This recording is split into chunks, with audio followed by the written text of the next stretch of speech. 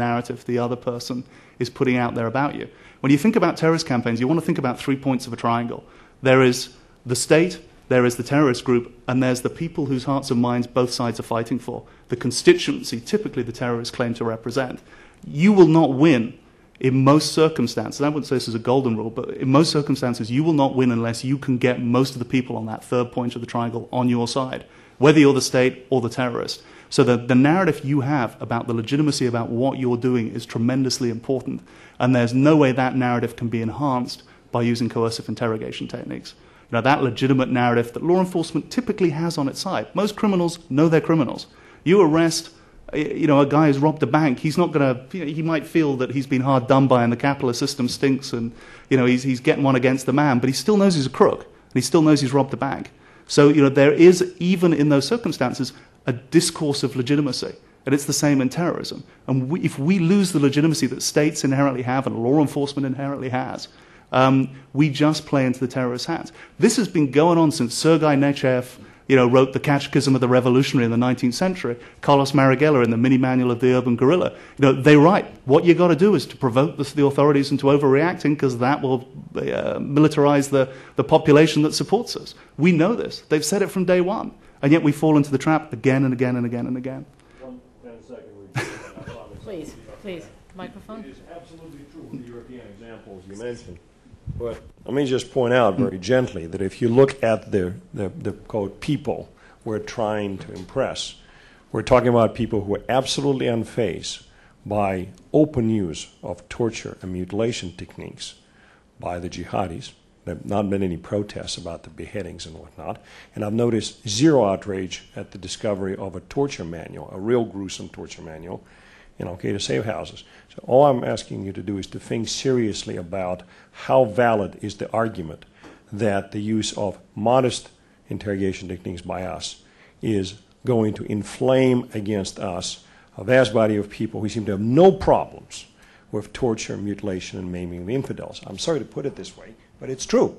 I mean, when was the last time you heard any protests about the absolutely brutal medieval level of treatment of American soldiers who have been captured by jihadis in Afghanistan and Iraq? There's zero. And it's difficult for me to imagine that in that cultural context. Now, you're right about the Russian 19th century precedents. You're right about Ireland. But you're not necessarily right about this war. And I'm not, am I missing something? About the fact that the vast majority of the people who are not even supporting necessarily how they fight are not troubled very much by gore and mutilation being visited upon us? Okay.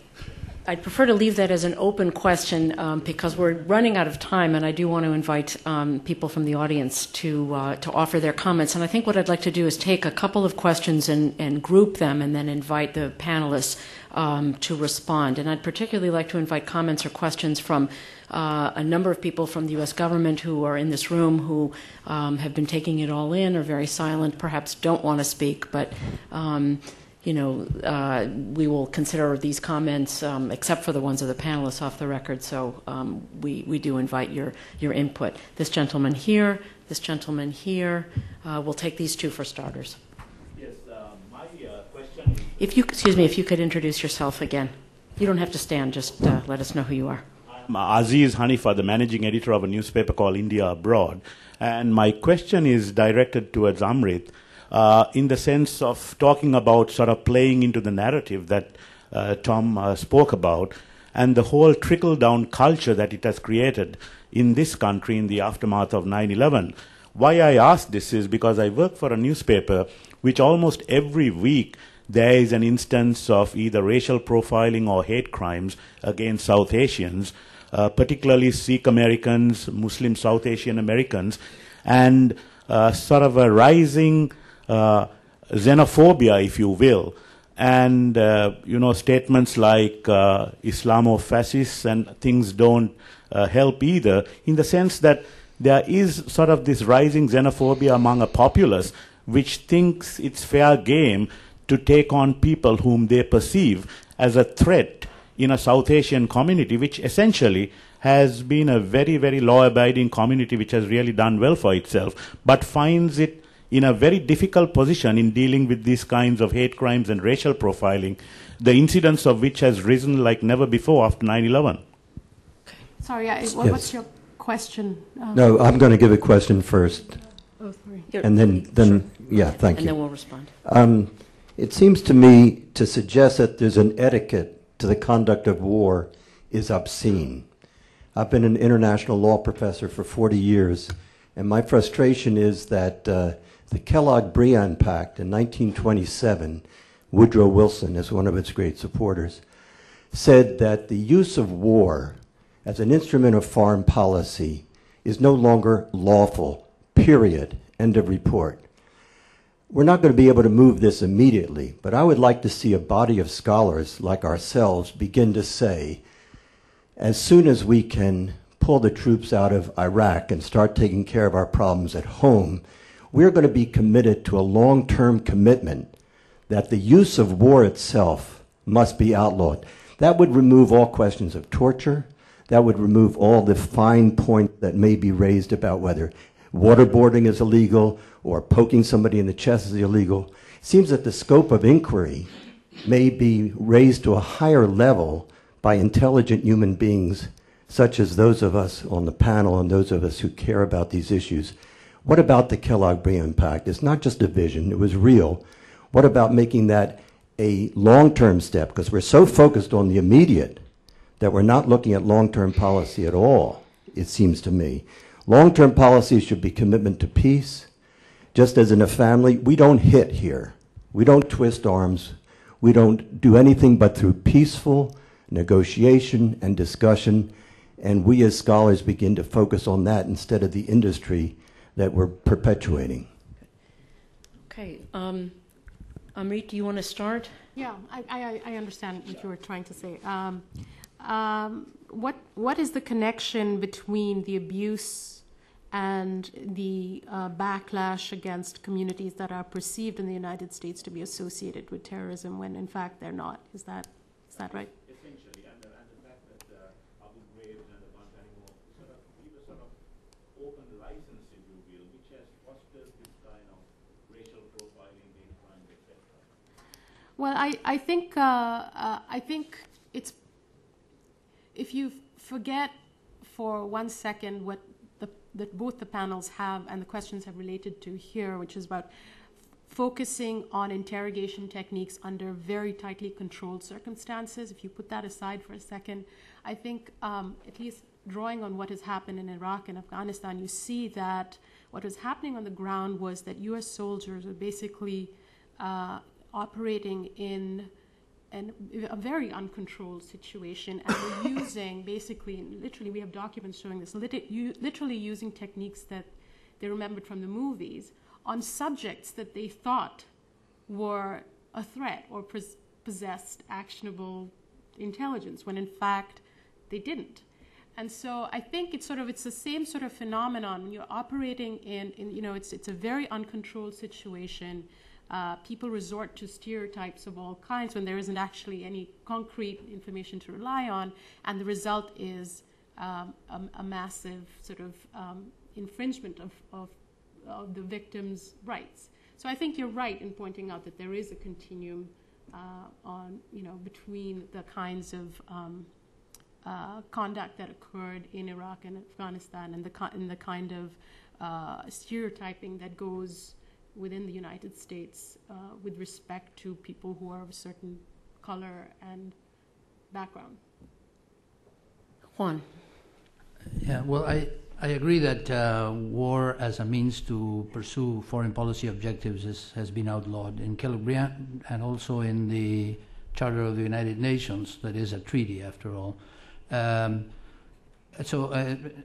it does recognize the exception of self-defense. And in this context, then, I think there was an argument that if Al-Qaeda and Osama bin Laden were in Afghanistan, the attack on Afghanistan might have been considered an act of self-defense with respect to the September 11 attack in the Twin Towers and the Pentagon. But I don't think that applies to Iraq in any serious sense. And I think the whole doctrine of preemptive self-defense turns the whole matter into its head, on its head, and makes nothing of self-defense. Self-defense is no longer anything. So I think I completely agree with the professor on that. I wanted to refer very briefly to some of the other things that were said. Especially, I really appreciate and I'm encouraged by Mr. Taft's response on the question of disappearances, because immodestly, let me say that I am an expert on disappearances, having practiced international law in Latin America for all these years. And I think the key to fighting against disappearances is acknowledgement.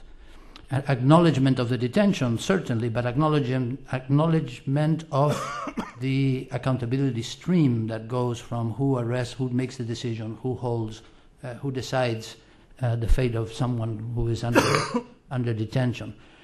And this leads me to the real reason why we're having these debates. And I'm sorry that Mr. Rivkin left, but I think part of the lack of a rational debate about these things doesn't have to do really with what he calls modest means of coercion, because on that, on poking somebody's finger on someone's chest, even on hooding isolated from other techniques, there's no debate. No one is saying that's the problem. The problem is that we have done now 4 or 5 years of secrecy around these things. We have found the memos and we have found the documents after searches, not because they were made public. And so even today, we don't know whether we are condoning or tolerating or even propitiating torture. And I'm not talking about modest means of interrogation. I'm talking about torture. And we need to know. And I don't think, quite frankly, there's a problem in this free society for people to question and to ask and to debate. In fact, that is one way in which we don't lose the moral high ground as we fight terrorism. I think, in fact, there's a problem with rational debate on the other hand, when those of us who demurred about these practices and even about calling this a war on terror were accused of being unpatriotic or soft on terror and all that. That, I think, is more of a problem with having a more rational debate about these matters. And finally, I am ready to concede that the attack by Al Qaeda created a completely different scenario. That this war or this war on terror is different from previous counterterrorism things that happened in other parts of the world. It is different. But the conclusion is not that therefore we can throw the rules out. Because by that means, by what we call exceptionalism, is where we really go down the slippery slope. And I only want to remind that every government that decided at some point in its history to go to rewrite the rules or to bend the rules in some ways, either acknowledging it or not acknowledging it, also saw themselves as exceptional. Also saw that the rules were good, but it applied to others. It doesn't apply to us because we are in a separate, different emergency situation, and therefore we have to write our own rules. That is, I think, the key to the debates that we need to have. If no matter how different this war is, there are things that we do are a big disservice to ourselves if we think that because the war is different, then therefore a whole new set of rules applies, and we write them as we fight the war. Okay. I see. I'll take one last question. Paulo Sorteiro, the head of our Brazil Institute. Yeah, I just wanted to remind. Sometimes talking to Americans is difficult to. In Latin America, where I come from, people don't realize how 9/11 affected Americans psychologically. It's difficult to relate this there. Here, it is difficult sometimes to relate to people the importance of the identification, especially us from a certain generation, made between the United States and the defense of human rights, because I believe the United States was the first country to turn human rights into an instrument of foreign policy. I remember under the dictatorship in Brazil, when Brazilian diplomats denounced President Carter as a hypocrite. And obviously, we journalists then considered President Carter a hero. Actually, in the newsroom we had his picture on the wall. And I know people that are alive today because of actions of people working in the Carter administration in Latin America. So it's almost unthinkable. People cannot understand what has happened during the war in terror, understanding its complexities, what has happened here. People actually, I got calls when the Congress of the United States, just before the 2004, the more recent election, approved something that make it kind of acceptable, a little torture. People called, they said they don't understand. This is not the United States that we know. And that's why I wanted to ask Juan Mendez about this. Could you be more specific? What are the things that needed to be changed back so the United States, by Congress, so the United States can recover the credibility that it had in this issue? Juan, please. Well, without meaning to do a full list, because there may be many other things, but I would say, for example, going back to the interrogation manual of the Uniform Code of Military Justice would be a step in the right direction. I mean, we just heard this morning how it prohibits these things, and withdrawing all of these memos that were shown by Ahmed, and the other memos by which some people were rewarded with judgeships, for example. I mean, those things that tend to blur the line and to redefine and to reinterpret words like torture and like those things, all of them have to be changed, and they have to be changed from the highest echelons of policy making, but also in some cases they will have to be changed by Congress. Civilian surveillance, for example, that has to change as well.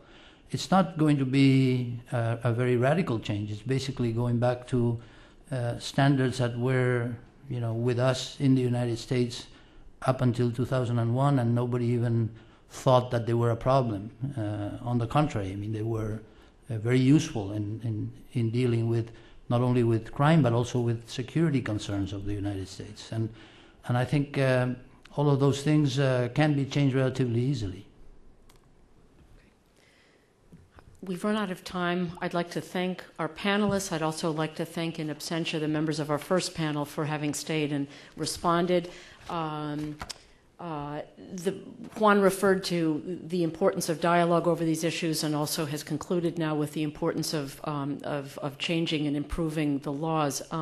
Our purpose here at the Wilson Center is not to advocate on behalf of particular legislation or legal outcomes, but rather, I think, to enrich and elevate the level of debate and make it more intelligent. And I certainly feel personally that I've learned a lot this morning, and I appreciate the comments both of the audience and as well of the panelists in